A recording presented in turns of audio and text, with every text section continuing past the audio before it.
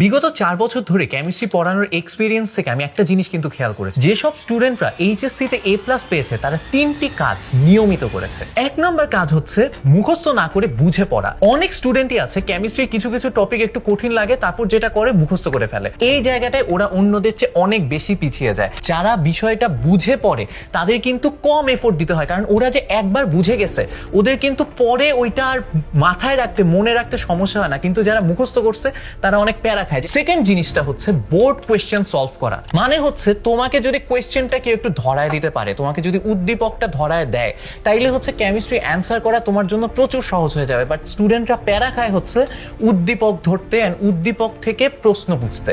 এই জায়গাটা প্যারা খায় না তারা যারা রেগুলার বোর্ড কোয়েশ্চেন সলভ করে এন্ড বিগত 5 বছরের অ্যাটলিস্ট বোর্ড কোয়েশ্চেন সলভ করে রাখছে। থার্ড জিনিসটা হচ্ছে রেগুলার এমসিকিউ প্র্যাকটিস করা। সবচেয়ে বড় ভুল হচ্ছে যে এমসিকিউ পরীক্ষার আগের রাতে সলভ করা। এই জিনিসটা যারা করে ওরা এমসিকিউ থেকে প্যারা খায়, পরীক্ষায় কম পায়, এমসিকিউতে এসে বলে ভাই আমি এমসিকিউতে এত পাবো, আমি কি পাস করতে পারবো? এমসিকিউতে হ্যাঁ খুব কম মার্কস কিন্তু না, 25 মার্কস একদমই ফেলে দেওয়ার মতো না।